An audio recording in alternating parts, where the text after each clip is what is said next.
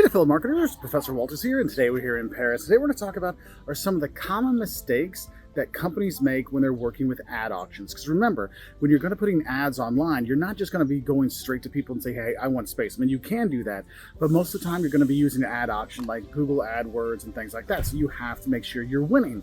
So I want to make sure you're not making some of these mistakes that can actually cost you more money to see the same amount of people. So we want to be smart about these things. And I think one of the big mistakes people make is they're bidding too high with bad ads. Look, you don't want to throw good money after bad ads. So you want to make sure you're developing effective advertisements that really work online, that really resonate with your audience. Because what you have to realize is the highest bid doesn't always win. And if you have a bad ad, you're gonna have to pay more for it to get seen, because Google, Facebook, all these places, they wanna make sure that the ads they do show are relevant, effective to their customers, and people wanna buy the stuff. Because if all of a sudden people notice that the ads they keep getting are worthless, then they completely ignore all the ads. So it's ones that we wanna make sure the ads actually work, okay? So that's one of those things. So don't throw high bids on bad ads, okay? That's a really important thing. Another mistake people make when it comes to ad auctions is they really kind of target too broad of an audience. You don't want to target everybody with your ads, because then you're spending a lot more money because you're competing for a lot more people and with a lot more people, a lot more brands.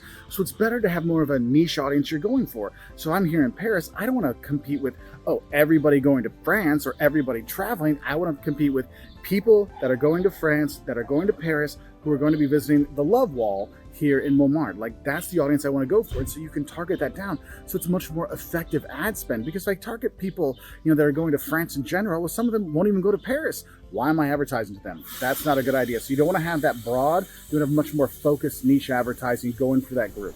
Now, another mistake I see people make with ad auctions is they only use one ad.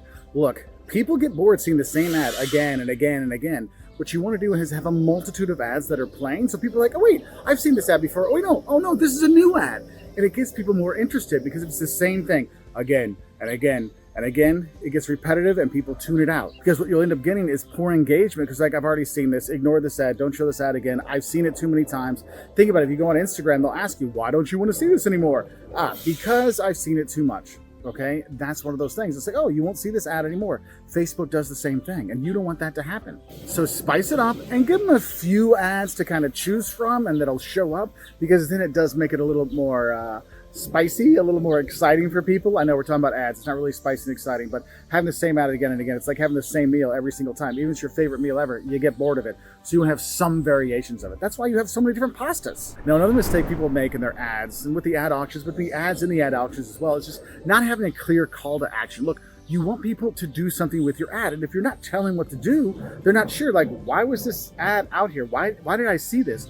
You want to make sure you're saying, oh, hey, come to Paris. When you come to Paris, go visit the Love Wall. When you are here, you have something that really signifies them something to do. It could be go to our website, subscribe to our newsletter, buy our product, visit our store. You have something out there that really is telling people to do something, because then it's like, hey, this is our product, buy it. You have some kind of call to action to be important, because you have a vague ad that just shows something. You're like, okay, what was the point of that? You've wasted your ad time, and you wasted your ad spend as well. Now, another important mistake people make when they're looking at ad auctions is realizing a lot of the ad auctions, especially if you're being on social media kind of things, people are using it and they're reading these things on their devices, on their phones. And you want to make sure you're using the formatting for a phone, because that's how people are looking at things. That's why when you see those old school Google, text only ads, you're like, I don't click that. Why would I click that? It looks like a spam thing. Why would I do that? You want to make sure you're formatted so the visuals pop, people can see it, the color schemes, the contrast, all this kind of stuff is really important. But the thing is, you want to format it for thumbs, because those thumbs are going to be on there, looking on things on a phone, and you want to make sure they can click on it. It works for them. So make sure you have it so it can work on a device, because I'll tell you, a lot of people will make ads that look great on desktop or smart TVs, but when it comes to a phone, you can't make anything out, so you just scroll on by. That's why you can't read that little tiny font on there, all right? So think of it this way. Bad mobile experience leads to low experience score, which means people probably aren't going to click on your ad and go buy your product. So again, you're just wasting money. Now, keywords are always important when you're looking at ads because you want to make sure things are relevant, people notice these things. But there's keywords you want to be associated with. There's also keywords you don't want to be associated with. So when you're doing your ad auctions, don't forget to have exclusions. Don't forget to have negative keywords that you don't want to be associated with. For example, if you're a university and you want to go for students that are looking for 4 years degrees, you don't want to show up for ads for students that are looking for 2-year colleges or trade schools. So you might put it in there that, hey, exclude trade school searches, exclude junior college searches, just students that want to have a 4-year education.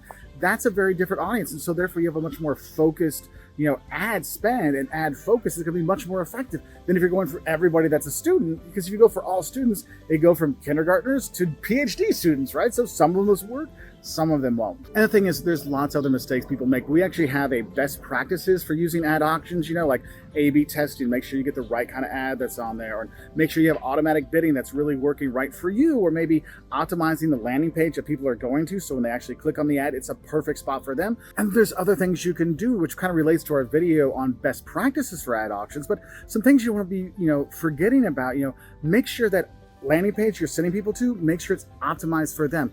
Don't just send them to your home page. Send them to the page that specifically talks about the product you are advertising. That's going to be much more effective, okay? But there's all kinds of other things. Make sure, if you're not A/B testing to see which ad works best, which text works best, what things work there, that's another common mistake people make. But we have a video that really goes through the best practices of ad auctions. You should watch that video to really give you some ideas of how to do better, because it's going to give you some other great advice so you don't waste your ad spend on ads that aren't effective. Anyway, I wish you all the best, and I'll say bye from here in Paris.